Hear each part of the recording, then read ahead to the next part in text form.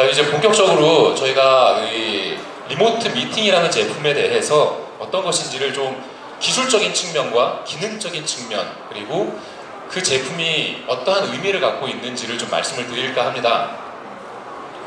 이 PPT의 첫 장인데요. 저희가 이제 클라우드 비디오 콜라보레이션이라고 저희가 정의를 내리고 있는데, 단순히 비디오 컨퍼런싱을 하는 화상회의가 아니라 콜라보레이션을 할 수 있는 생산적인 도구다라는 의미에서 저희는 콜라보레이션이라는 용어를 더욱더 많이 쓰고 있습니다.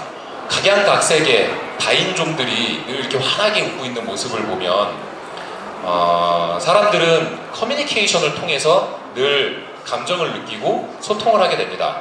근데 그 커뮤니케이션은 페이스 투 페이스 면대면 회의가 가장 좋은 커뮤니케이션 방법입니다. 여기 계신 분들도 실은 전화통화나 이메일로 커뮤니케이션을 하는 건 실은 얼굴로 보지 못하기 때문에 대체제로 실은 이메일이나 채팅과 같은 도구들을 쓰시는 거지 면대면 회의를 가장 선호하시죠. 그렇다면 왜 면대면 회의를 선호하시는가? 그 단초를 좀 제공하는 논문이 있더라고요. 그 논문은 뭐냐면, 커뮤니케이션은 시각에 의존한다라는 주제로 비언어적 표현인 시각으로 인해서 커뮤니케이션의 정보를 습득한다는 게 83%, 그리고 언어적인 수단, 즉 청각을 이용해서 커뮤니케이션에서 정보를 습득한다가 11%밖에 안 되더라고요. 그만큼 시각을 이용을 한 커뮤니케이션에 사람들이 더 많은 의존을 하고 있다라는 게 실은 논문으로 연구 결과 밝혀지고 있고요. 그렇다면 면대면 회의, 페이스 투 페이스 회의를 통해서 얻고자 하는 효과는 무언가? 다 면대면 회의를 좋아하시잖아요. 크게 5가지로 나눌 수 있습니다. 실제로 얼굴을 보고 악수하듯 신뢰관계, 내가 무게를 들고 있지 않아요, 악수하듯 얼굴을 보면서 상대방에 대한 신뢰를 얻고자 하는 것.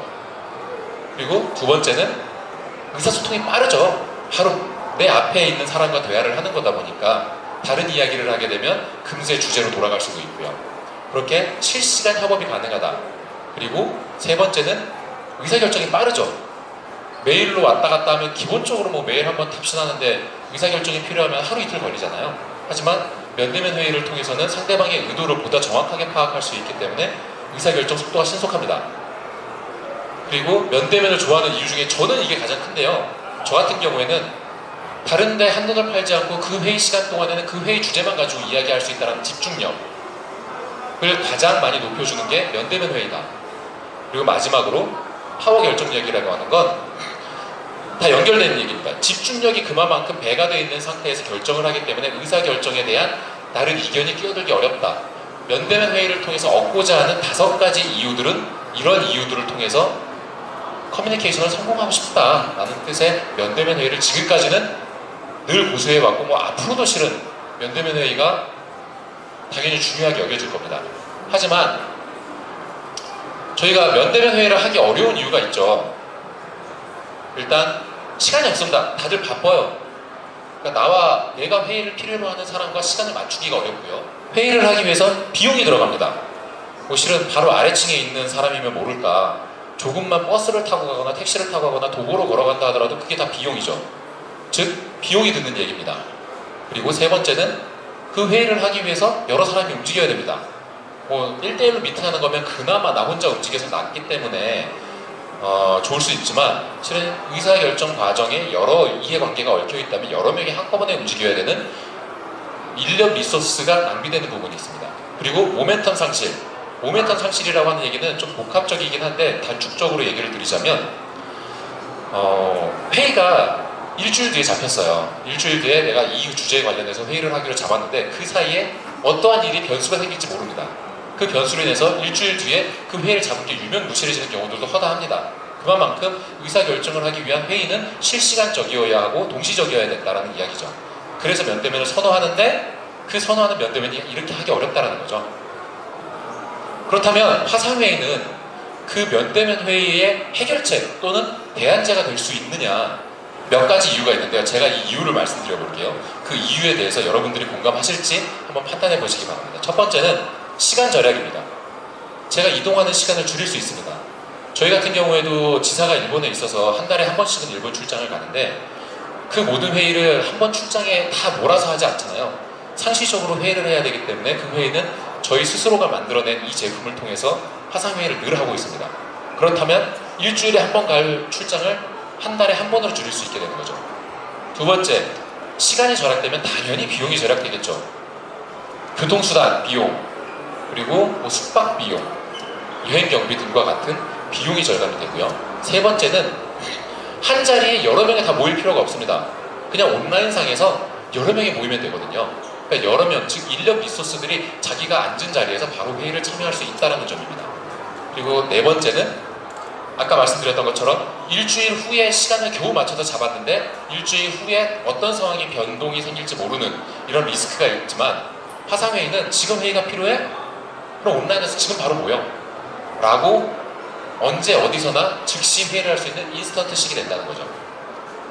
그리고 마지막으로는 이게 상당히 중요한 부분이기도 합니다. 기술적으로 디지털화되어 있습니다.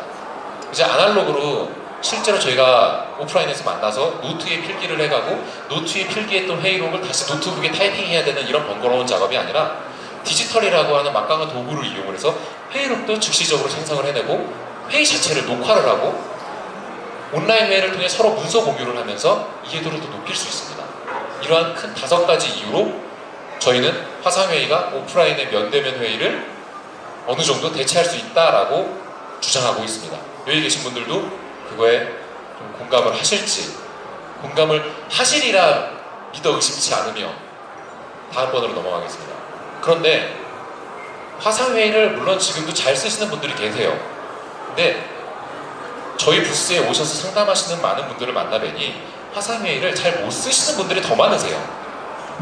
그 이유를 여쭤봤습니다. 그랬더니 첫 번째 이유는 사용법이 너무 복잡하다. UI 자체가 그리고 사용법 매뉴얼이 필요할 정도로 어디에 어떤 메뉴가 있고 또는 인프라가 네트워킹이 제대로 연결이 됐는지 상대방은 잘 붙는지 미리미리 사전에 또 체크해야 되는 불편함들, 사용성이 복잡하다. 그리고 가격이 비쌉니다. 현재 화상회의들이. 아시는 것처럼 전통적인 화상회의인 뭐 시스코나 어바이아, 뭐 폴리콤 이런 데들 상당하죠. 왜냐하면 장비와 함께 공급이 돼야 되기 때문에. 하지만 저희는 클라우드 서비스입니다. 그리고 세 번째, 품질이 과연 안정적이냐. 과거에 특히나 대기업들을 중심으로 해서 회의실용으로 많이 화상회의들이 도입이 됐습니다. 물론 지금이야 기가비트 인터넷이 워낙 왕성이 깔려 있다 보니까 인터넷 속도에 대한 불안감은 적지만 과거에는 인터넷이 불안정하다 보니까 끊기는 일이 아주 잦았습니다. 그런 것에 대한 품질에 대한 불만들. 그리고 마지막은 첫 번째랑 좀 연결이 되는데요. 사용법이 복잡하듯 요즘은 스마트폰을 다들 쓰셔서 아주 직관적인 UX를 선호하세요. 그냥 보기만 해도 아는 거.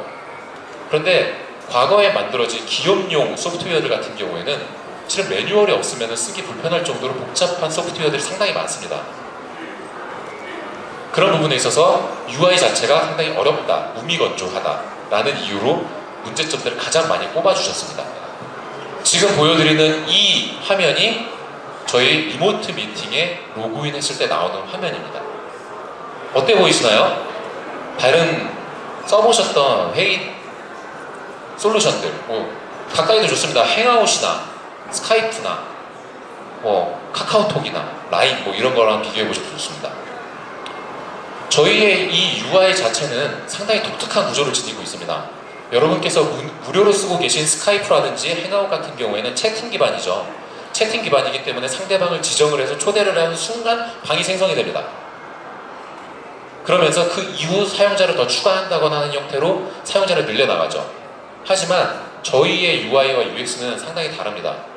여러분이 실제 오프라인 사무실에서 회의를 하신다고 생각하시면 사무실에서 회의실이 뭐 1번 방부터 4번 방까지 있어요. 그러면 회의를 원할 때 동료들 또는 바이어에게 뭐 3번 방으로 오시면 됩니다. 뭐 5번 방 또는 뭐 무궁화 방으로 오시면 됩니다. 라고 이야기를 하지 서울시 송파구 위례성대로 뭐 이렇게 하고 주소를 보내지 않잖아요. 지금까지의 화상회의는 주로 주소는 접속코드 방식이고 이런 것들을 보냈죠. 하지만 저희는 특히나 내부 인원들일 경우에는 야 우리 2번 방에서 회의하자 5번 방에서 회의하자 라고 하듯 오프라인의 회의 습관을 가지고 있는 그대로 온라인으로 그 UX를 그대로 옮겨놨습니다. 그래서 이미 가상의 방이 존재해요. 내가 방을 만드는 순간 존재하는 게 아니라 이미 방은 존재하고 이 방 안을 내가 원하는 방을 선택하면 됩니다. 이건 좀 여담이긴 하지만 저희가 화상회의를 많이 하다 보니까 주로 첫 화면에 이렇게 딱 한 9번까지 보이거든요. 그래서 간혹 회의하고 있으면 저희 대표님이 한번 불쑥불쑥 들어오세요. 니네 무슨 회의하고 있니? 이러면서.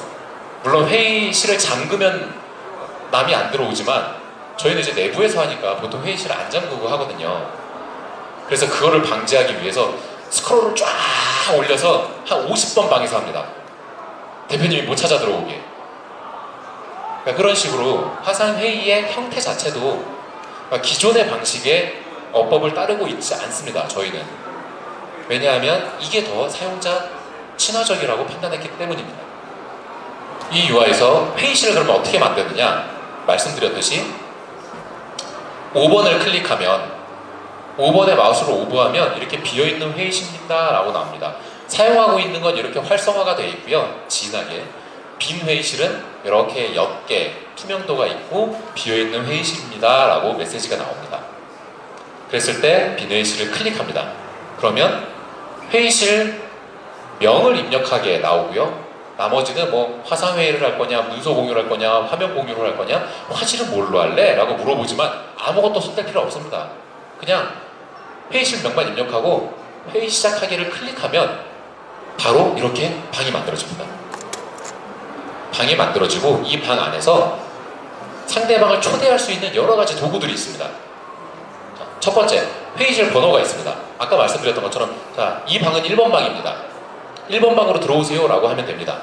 아주 간단하죠. 특히나 내부 직원들이 함께 쓸 때는 더욱더 유용한 기능입니다. 두 번째는 접속 코드, 6자리 접속 코드입니다. 이 접속 코드는 저희 내부 인원이 아니라 계정이 없는 외부인도 이 접속 코드만 알면 회의실에 참여할 수 있습니다. 그래서 이것처럼 286907로 접속 코드로 들어오세요 라고 하면 웹이든 PC용 웹이든 아니면 모바일 앱이든 접속 코드만으로 외부인을 손쉽게 회의실로 초대할 수 있습니다. 그리고 이메일 초대라고 해서 이메일 주소만 입력하면 상대방 이메일로 이 여러가지 접속 방식을 한꺼번에 보내주기 때문에 상대방은 내가 편한 방식을 클릭만 하면 됩니다. 또는 회의실 URL을 복사해서 접속 코드도 아니로 그냥 URL을 다 그대로 채팅으로 보내면, 예를 들면 카카오톡 또는 사내 메신저 등을 통해서 URL을 보내면 URL 클릭만으로도 아무런 로그인 절차 없이 바로 회의실에 들어올 수 있습니다. 그리고 밑에 있는 부분은 제 주소록입니다. 제 주소록을 리모트 미팅과 연동을 시켜서 주소록에서 이메일을 직접 입력시키지 않아도 그냥 서칭해가지고 클릭만 하면 바로 초대할 수 있죠. 이렇게 이메일로 만약 초대를 한다라고 하면 여기 보이시는 것처럼 초대 이메일을 알리고 여기 회의 누가 주최했는지, 그 다음에 회의실 번호, 접속 코드, 여기 회의실 번호, 접속 코드, 그 다음에 회의실명, 그리고 URL, 그리고 바로 시작하기 버튼까지 내가 원하는, 당신이 원하는 접속 방법 아무거나 선택해도 된다 라는 의도에서 이렇게 초대장을 보내게 됩니다. 그래서 바로 시작하기를 클릭했을 때 로그인을 할 필요 없이 바로 회의실에 입장할 수 있게 되는 거죠. 자, 실제로 회의실에 여러 명이 접속하게 되면 이러한 UI를 보여주게 됩니다. 이 큰 화면이 메인, 주화자, 즉 지금 이야기를 하고 있는 사람이 큰 화면에 보이고요. 이 밑에 있는 이 PIP라고 하죠. PIP 화면에는 지금 회의에 참석한 사람들의 모습들이 작게 보여집니다. 방금 주화자라고 말씀드렸는데 그게 보이스 오토 디텍션이라고 한국어로 하면 주화자 감지 기능인데요. 이 참여자들 중에 이 제니라고 하는 참여자가 지금 이야기를 막 하고 있어요. 다른 사람들은 듣고 있죠. 그러면 자동으로 이 큰 화면에 지금 이야기하고 있는 사람의 모습이 표현이 됩니다. 만약에 리나가 이야기를 하면 리나가 뜨고요. 여기 있는 이름이 잘 안 보이네요. 이 여성분이 이야기를 하게 되면 이 여성분이 큰 화면에 나타나게 되죠. 이거를 제가 클릭하지 않아도 시스템상에서 자동으로 스크린에 비춰주게 됩니다. 그리고 회의 중에 필요한 기능을 찾지 않고 실행한다는 게 저희 중요한 점인데 이게 어떤 의미냐면, 자, 이 위에 저희가 제공하는 모든 기능들은 상단 태스크바에 다 들어있습니다. 어떤 기능들이 있는지 하나씩 보여드리겠습니다. 자, 회의록 기능이라는 게 있습니다. 이 회의록은 보통 회의를 마치시고 나면은 회의록 정리를 하잖아요. 이번 회의에 어떤 주제를 이야기했는지 대부분, 그리고 그걸 막내들이 작성을 하죠. 하지만 회의를 마치고 나면 꼭 이슈가 나옵니다. 그런 얘기를 했네 안 했네, 그때 무슨 얘기를 했는데 의사결정 너 하기로 했잖아, 근데 나중에 가면은 제가 언제요, 이런 얘기들을 하죠. 그런 것들을 회의하는 도중에 실시간으로 회의록을 남길 수 있는 겁니다. 어떻게? 발표회가 진행되고 있습니다. 옆에 이 화면 옆에 회의록이라는 게 있고요. 이 회의록에 참여자, 아젠다, 그리고 일시 내용들을 쌍방향으로 정리할 수 있습니다. 클라우드 웹 화상회의 한 명만 리모트 정리하는 미팅 게 아니라 관련 쌍방향이 신제품 참여한 신기술 모든 이가 발표회가 같이 회의록을 진행되고 보면서 있습니다. 이 주제가 관람객들의 방금 많은 의사결정한 게 참석 맞는지, 부탁드립니다. 이야기한 게 맞는지를 서로 크로스 체크할 수 있는 거죠. 만약에 누가 한 명이 적었는데 또 상대방이 야 그 얘기가 아니잖아, A가 아니라 지금 B를 얘기했는데 왜 넌 A를 적니? 라고 하면서 서로 합의된 내용들이 회의록에 적혀져서 회의록에 있는 이런 공유 기능, 저장 기능, 다운로드 기능 등을 통해서 참여자들에게 모두 공유를 시킬 수 있습니다. 그리고 또 하나의 기능은 채팅 이벤트 로그라고, 화면 오른쪽에 보면 이 아이콘이 있고요. 이 말풍선 아이콘을 누르시면 채팅을 나눌 수 있는 타임라인이 있습니다. 근데 여기에 채팅만 나누냐? 아닙니다. 공유했던 문서라든지 참여했던 사람들의 모든 이벤트가 다 로그가 됩니다. 그래서 우리가 몇 시부터 몇 시까지 그 사이에 어떠한 회의 과정들이 일어났는지 등을 일목요연하게 볼 수가 있죠. 그리고 만약에 상대방에게 URL을 건네주고 싶다 그러면 다른 메신저를 쓸 필요가 없이 그냥 회의실 내에서 이 채팅창을 이용을 해서 URL을 건네주고 바로 자료를 찾아볼 수 있게 해준다든지 하는 기능들을 서포트 해줍니다. 여기 지금 나와 있는 것처럼 말이죠. 죄송합니다. 여기 지금 일본어로 되어 있는 거는 저희가 일본어 버전을 토대로 만들다 보니까 국문화를 못 시켰네요. 그리고 문서 공유 기능이 있습니다. 문서 공유는 상단에 있는 이 문서 모양의 아이콘을 누르면 나타나게 되는데요.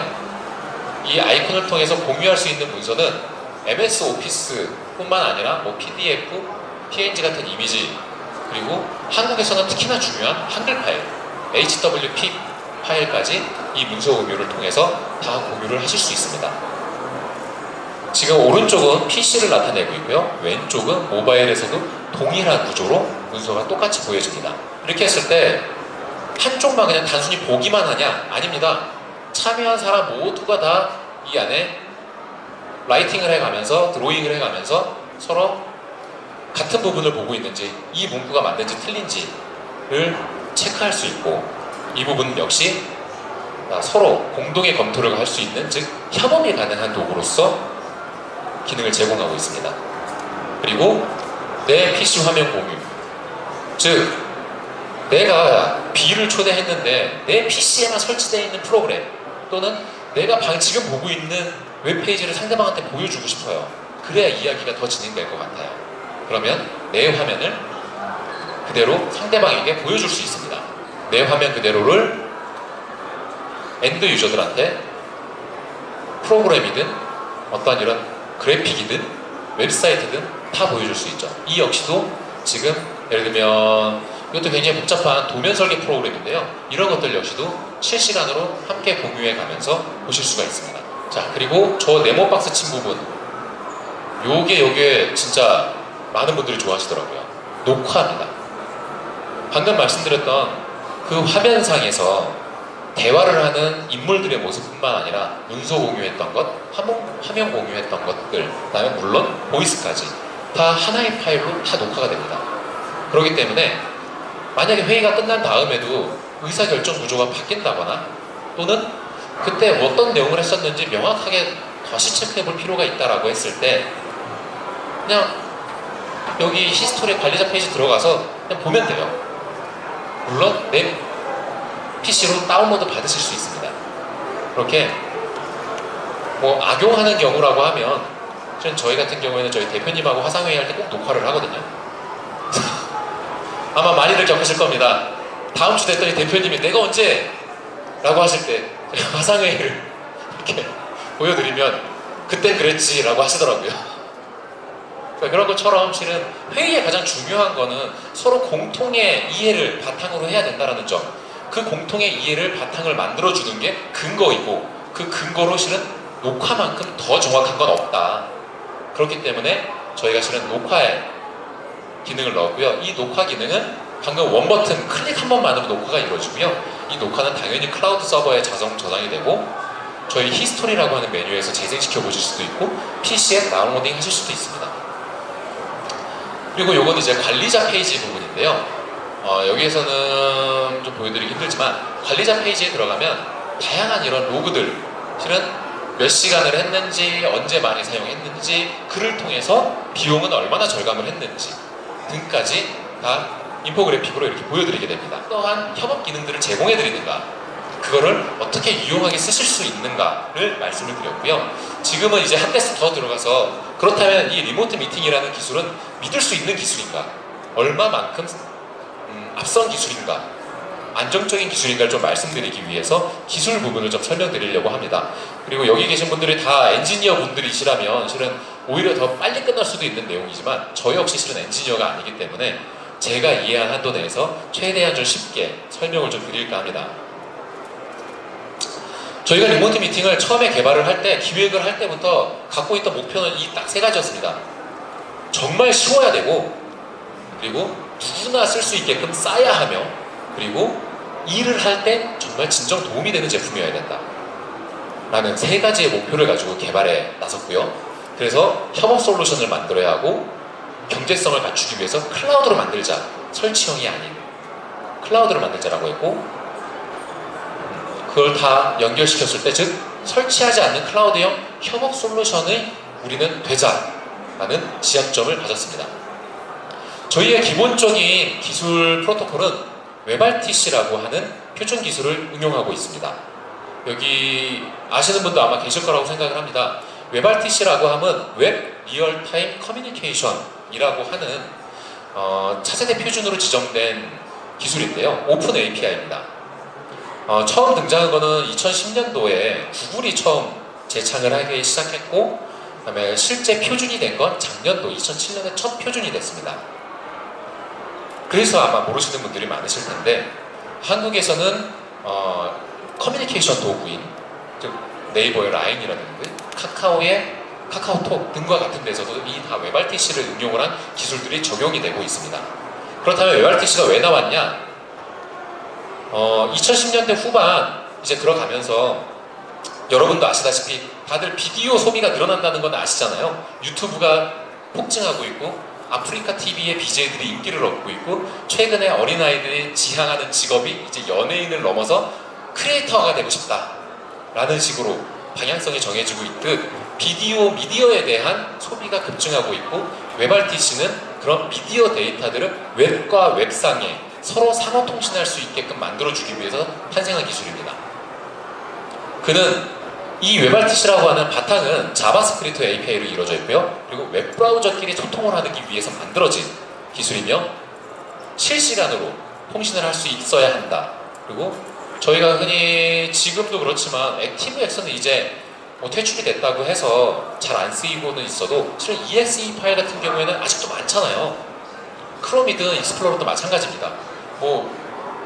금융권에 인터넷 뱅킹 들어가도 실은 크롬으로 들어가도 이것저것 설치하라고 하시죠.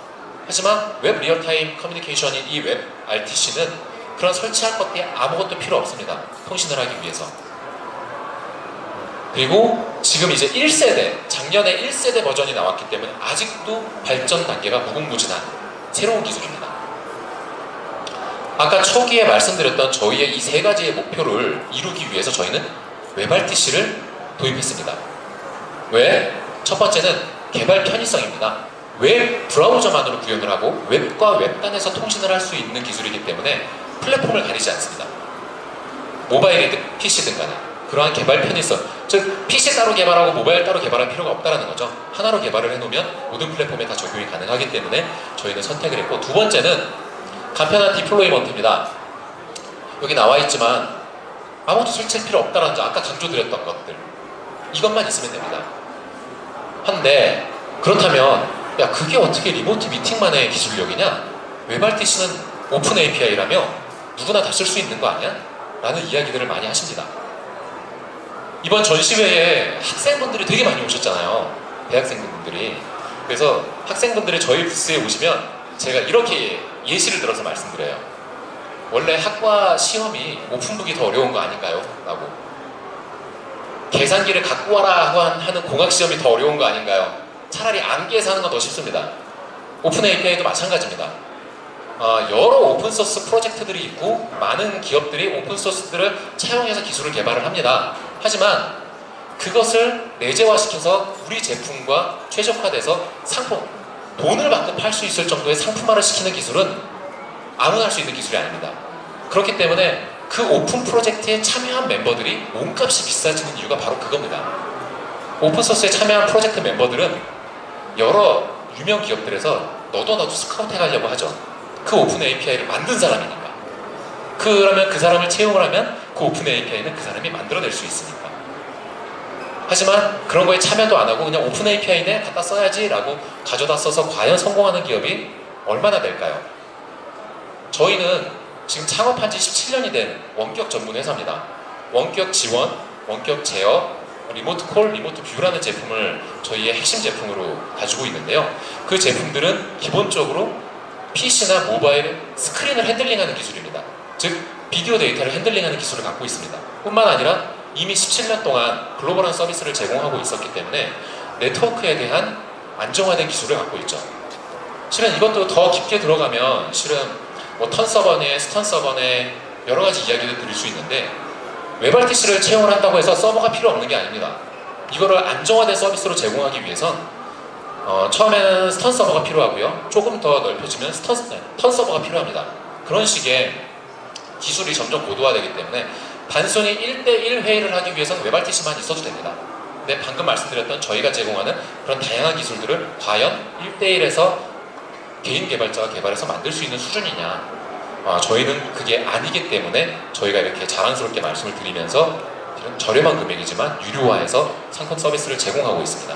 방금 말씀드렸듯이 이렇게 원격 제어에 대한 기술, 비디오, 그다음에 저희가 갖고 있는 클라우드, 그다음에 보안 기술, 서버 기술, 네트워크 기술에 웹RTC라고 하는 새로운 분야를 저희가 더 하나 끼워 넣어서 만든 게 리모트 미팅이라고 하는 클라우드 웹 화상회의입니다. 이것을 커스터마이징을 해서 저희한테 최적화시켰는데요. 그 커스터마이징에 대한 주된 내용은 이렇게 5가지가 있습니다. 비디오 컨트롤, 아까 저희 부스에 오셔서 보신 분은 아시겠지만 네트워크 감지를 통해서 비디오가 각각 엔드 유저마다 네트워크의 대역폭 또는 컨디션이 서로 다르기 때문에 그 컨디션에 맞춰서 해상도를 가변적으로 플렉서블하게 맞춰서 보내줍니다. 그런 것들에 대한 비디오 컨트롤 기술, 그 다음에 주화자 감지. 주화자 감지라고 하면 아까 말씀드렸던 것처럼 지금 이야기하는 사람을 디텍션해서 메인 스크린에 뿌려준다는 점. 그리고 다이나믹 해상도 변경 같은 경우는 말씀드렸던 네트워크 기술하고 연동된 부분인데요. 레졸루션에 대한 핸들링 기술 또한 같이 가지고 있습니다. 그리고 네트워크 트래픽 분석기. 저렇게 네트워크가 상대방이 참여한 사람들이 각각 다르다는 걸 감지해야 되는 그러한 기능들을 자동화시켰다라는 그런 기술도 또한 저희가 커스터마이징을 통해서 인베디드 시켰고요. 그 다음에 안드로이드, iOS의 앱으로 구현을 하는, 실은 이론상으로는 웹RTC도 안드로이드나 iOS에 크롬만 설치하면 돼야 됩니다. 이론상으로는. 그런데 실제로 구현을 하면 그렇게 되지 않습니다. 왜냐하면 조그마한 라이브러리가 모바일용 크롬에 빠져 있어요. 그래서 그거를 앱으로 구현을 해야 됩니다. 그래서 저희는 웹앱이 되는 거죠. 웹앱 형태로 실은 모바일 앱을 구현을 했습니다. 앞서 말씀드렸던 실은 여러 가지 부분들이 있어서 요거는 한꺼번에 모아놓은 내용들인데요. 요거는 시간 관계상 조금 건너뛰면서 다음 페이지에서 조금 더 자세하게 말씀드릴게요. 저희가 바로 웹RTC 옆에 중요한 어드밴스드 미디어 서버라고 하는 부분을 명시해놨습니다. 웹RTC 커스터마이징을 하는 튜닝 기술도 저희에게 굉장히 주요한 기술인데, 그리고 두 번째로 주요한 기술 중에 하나가 바로 이 어드밴스드 미디어 서버라고 하는 기술입니다. 화상회의 쪽에 관심이 있으시거나 아니면 비즈니스를 하시는 분은 이 용어들을 아실 겁니다. 메쉬라고 하는 P2P, 그 다음에 MCU, SFU라고 하는 이 용어들을 아실 겁니다. 간단하게만 설명을 드리면 P2P는 말 그대로 중간에 서버를 두지 않고 엔드와 엔드 유저 간에 통신을 하는 구조입니다. 그래서 실은 1대1 회의에서는 실은 SFU가 상당히 1대1 구조에서는 이 P2P 메쉬 구조가 상당한 능력을 보여줍니다. 1대1이기 때문에. 하지만 한 2명, 3명 이상 되면은 1대1로는 버거워지기 시작합니다. 그러면 SFU 구조로 가죠. 이 SFU 구조라고 하는 건 흔히 행아웃에서 많이 쓰는 구조인데요. 서버가 중개 역할을 해주는 겁니다. 즉 4명이 화상회의에 참여했다 동시에 그러면 4명의 화상회의를 서버가 받아서 서버가 다른 작업은 하지 않고 나머지 3명에게 한 사람에게 보내온 데이터를 나머지 3명에 뿌려줍니다. 단순히 릴레이만 해주는 거죠. 그러다 보니까 서버에 대한 부담은 없기 때문에 서버 비용이 상당히 낮습니다. 하지만 한 4명, 3명까지는 SFU 방식으로도 참여자분들이 퀄리티에 대해서 크게 불만이 없으세요. 그런데 4명, 5, 6 늘어나게 되면 급격하게 품질이 떨어지면서 화면이 끊기기 시작합니다. 왜냐하면 방금 말씀드렸듯 서버가 중계만 해주기 때문에 이 화면에 대한 비디오 데이터의 인디코딩을 이 터미널에서 해줘야 돼요. 엔드 유저 PC에서. 그렇기 때문에 여러 명이 데이터가 들어오게 되면 과부하가 걸려서 PC에서 다 소화를 못 해줍니다. 그래서 인원수가 늘어나게 되면 SFU도 상당히 어려워지죠. MCU는 고비용에 유지관리 비용도 비싸지고 서버 비용도 비싸지는 방식인데요. 이 중간에 미디어 서버가 이게 멀티포인트 컨트롤 유닛이라고 하는데요. 중간에 있는 서버가 엔드 유저들한테 들어온 데이터를 하나로 다 믹싱해 줍니다. 5명이 만약 참여했다 그러면 이렇게 그리드를 나눠서요 5명을 각각 위치시킨 다음에 이걸 하나의 이미지로 만들어 버려요. 통으로. 그래서 엔드 유저한테 보내줄 때는 하나의 이미지만 보내주면 됩니다. 즉 터미널에서는 받으면 인디코딩을 그거 하나밖에 할 필요가 없는 거예요. 그렇기 때문에 부하가 적어서 안정적인 데이터가 화상회의가 이루어지게 됩니다. 끊기지 않고. 다 장단점이 있죠. P2P는 아주 공짜지만 한 2명 이상 하기에는 버겁다. SFU는 굉장히 저렴하지만 한 3, 4명 이상 이제 붙기 시작하면 이것도 어렵다. MCU는 여러 명이 붙어도 끄떡없지만 단점은 고가다 라는 단점들이 존재하게 됩니다. 그래서 저희는 MCU와 SFU의 장점을 묶었습니다. 그걸 AMS라고 저희가 명명 지었는데요. 하이브리드 MCU라고 말할 수도 있습니다. 어드밴스드 미디어 서버입니다. 즉 한층 발전된 미디어 서버라는 내용인데요. 아까 MCU와는 다르게 MCU처럼 저희도 중앙 미디어 서버가 들어온 데이터들을 다 하나의 파일로 믹싱해 줍니다. 먹싱해 줘요. 합쳐가지고 엔드포인트한테 전해주는데 여기처럼 A포인트에서 미디어 서버로 데이터가 들어오고 각각 엔드포인트에서 미디어를 다 보내줍니다. 그럼 이걸 MCU처럼 먹싱을 해서 엔드유저한테 보내주면 데이터가 하나만 가면 되는데 저희는 데이터가 2개가 가요. 왜 2개가 가느냐? 아까 화면을 보셨지만 큰 주화자 화면이 있고 밑에 PIP라고 하는 작은 화면이 있잖아요. 그게 각각 다른 레이어입니다. 주화자 레이어가 있고요. 그 다음에 앞에 PIP 레이어가 있습니다. 그렇기 때문에 주화자 감지가 가능한 거예요. 만약에 이걸 통 이미지로 바꿔놓게 되면 얘기하는 사람을 큰 화면에 띄워줄 수가 없어요. 이게 하나의 이미지이기 때문에. 하지만 저희는 2개의 이미지이기 때문에 그 큰 화면에 띄워줄 수 있고 아까 보여드렸던 회의록이라든지 다양한 그런 기능들 역시도 이런 레이어가 나눠져 있는 분할된 레이어 화면 안에서 보여줄 수가 있는 겁니다. 그렇게 했을 때 실제 MCU보다 최대 한 30%까지 데이터 트래픽과 비용들이 다 감소하게 됩니다. 보안 부분에 있어서는 지금 현재 저희가 기본적으로 아마존 서버를 쓰고 있습니다. 공공기관 분들께서 저희한테 문의하실 때 공공에서는 이제 KT를 권장을 하기 때문에 왜 KT 클라우드를 안 쓰느냐라고 많이 물어보세요. 그러면 저희가 불가피했었다고 말씀을 드리는 이유가 출시된 제품이 현재 제품이 1년 전에 출시가 됐는데 1년 전에 저희가 요구하는 인스턴스를 갖춘 미디어 서버를 구축할 수 있는 데는 아마존밖에 없었습니다. 아마존에 들어가 있다 보니까 기본적으로 아마존에서 제공해주는 소켓 보안이라든지 데이터 보안들은 다 암호화 방식을 제공을 하고 있습니다. 그런 부분들이 있고 그런 기술적인 암호화 부분들은 당연히 되고요. 그 외에 실은 보안에 제일 문제가 되는 부분들이 관리 보안적인 측면이 가장 문제가 많죠. 실은 내부 인원 또는 내부에서 유출되는 경우들이 가장 많으니까요. 그래서 그런 것들을 방지하기 위해서 제공하고 있는 것들은 관리자 보안을 철저하게 하고 있다. 즉 관리자 페이지에서 화이트리스트로 접속자를 아예 제한하거나 접속 시간도 제한하거나 한 번 회의할 때 할 수 있는 시간도 제한 걸 수가 있습니다. 그러니까 관리자가 회의를 통해서 유출될 수 있는 부분들을 최대한 방지하고자 관리자 권한을 강화하고 있고요. 그리고 아까 보여드렸던 그 화면 공유라든지 또는 문서 공유를 통해서 야 그게 서버에 남는 거 아니야? 라는 혹시 우려가 있으실까봐 그 문서들은 회의가 종료되는 순간 자동으로 파기가 되고, 그리고 구축형 같은 경우에는 옵션으로 문서 공유할 때 녹화를 하면 문서는 녹화가 안 되고 화면만 녹화하게도 됩니다. 얼굴들만. 그런 식으로 구축형 같은 경우에는 커스터마이징도 가능합니다. 그리고 이제 끝날 시간이 됐네요. 그래서 리모트 미팅 박스라고 하는 건 실은 화상회의, 방금 보여드렸던 건 각각 개인의 PC나 모바일에서 할 수 있는 건데, 그런 게 아니라 그룹 회의를 하고 싶다, 모여서 회의실에서 회의실간 하고 싶다, 그런데 거기 꼭 PC가 있어야 되냐? 저희는 없어도 된다. 그냥 이렇게 조그만한, 요게 맥미니보다 작거든요.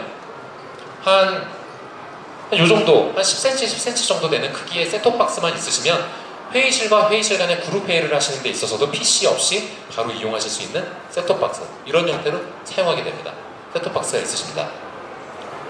그래서 요거는 다양한 기능들을, 동일한 기능들을 제공을 하고 있고요. 리모트 미팅하고. 그래서 이런 기능들이 있으며, 만약에 시간이 된다면 지금 말씀으로만 이야기를 들으시다 보니까 이해가 조금 안 되실 부분들이 있을 것 같아서 저희가 아주 어렵게 노력해서 만든 영상이 4분짜리가 있습니다. 이 영상 한번 보시면 아 저렇게? 라고 이해가 더 쉬우실 것 같아서 좀 준비해봤습니다. 영상을 한번 제가 보여드리겠습니다. 오늘의 비즈니스에 있어서 가장 중요한 것은 시간과 효율일지도 모릅니다. 오늘 중요한 면접이 있는 건축설계사 주영씨. 자신감에 가득 찬 표정으로 집을 나서는데요.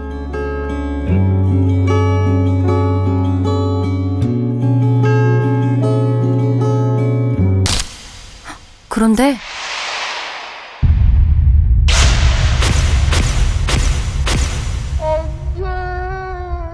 며칠을 밤새워 준비한 포트폴리오가 그만 휴지 조각이 되어버렸네요. 아무래도 오늘 면접은 실패한 걸까요?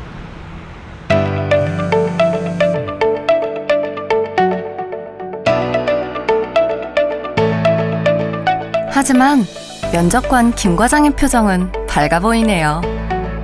왜 그럴까요? 그의 회사에는 아주 특별한 솔루션이 있기 때문이죠. 바로 웹 화상회의 리모트 미팅입니다.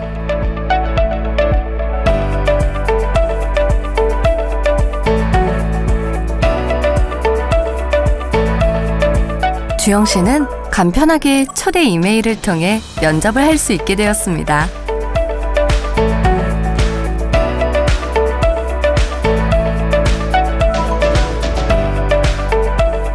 노트북에 있던 포트폴리오를 공유해 프레젠테이션도 하면서 말이죠. 놀라운 솔루션이죠?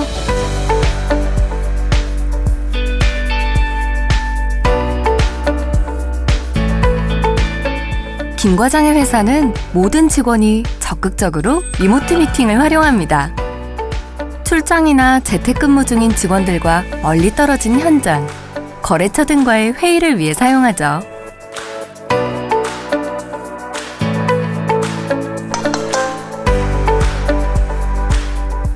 재택근무 중이었던 설계사가 김 과장이 개설한 회의룸에 참석했습니다. 그리고 누구나 간편하게 참여할 수 있도록 디자인되었기 때문에 출장 중이던 CEO도 쉽게 회의에 참여할 수 있죠. 설계사는 화면 공유 기능으로 작업 중인 시안을 함께 공유하여 협업하고 빠르게 피드백을 들을 수 있습니다.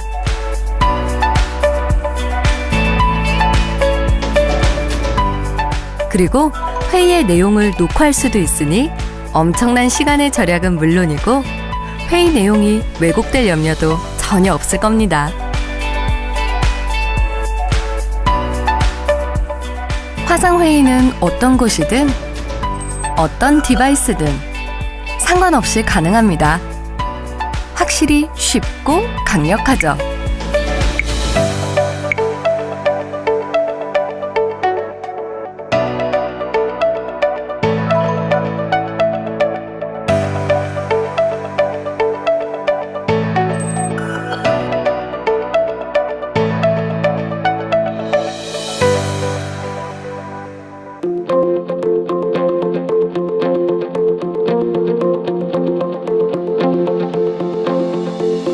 세고 강력하다는 것은 어떠한 상황과 조건에도 구애받지 않는다는 말입니다.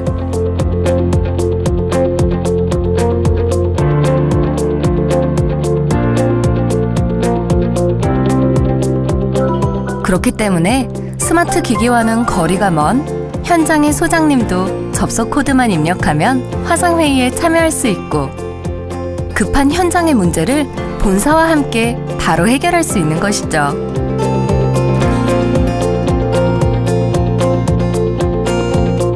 결국 CEO는 해외 거래처와 계약을 성사시켰습니다.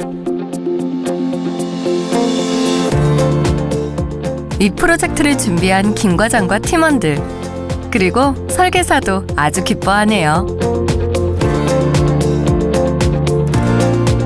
아, 우리 주영 씨도 좋은 소식을 듣게 되었습니다.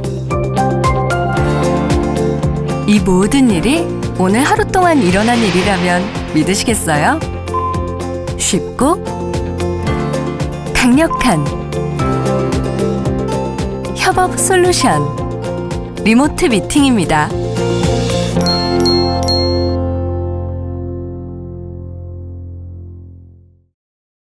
이거는 이제 제 연락처와 이메일 주소입니다. 혹시나 지금 리모트 미팅에 대해서 조금 더 궁금하시거나 필요하신 게 있으시다라고 생각되시는 분들께서는 저한테 연락을 주시면 제가 이제 자료를 보내드리거나 아니면 조금 더 많은 상담을 해드릴 수 있도록 하겠습니다. 정리해서 말씀드리면 리모트 미팅은 크게 세 가지의 특징적인 기술, 특허받은 UX, 라운지라고 하는 UX를 갖고 있고요. 두 번째로는 AMS라고 하는 보다 진화된 미디어 서버를 가지고 있습니다. 그리고 세 번째는 그 WebRTC라고 하는 오픈 API의 표준 기술을 가장 최적화되게 튜닝했다라는 점입니다. 노력을 하고 있으니 앞으로도 많은 관심과 그리고 주변에 많은 소개를 좀 부탁드리도록 하겠습니다. 감사합니다. 알서포트 이주명이었습니다.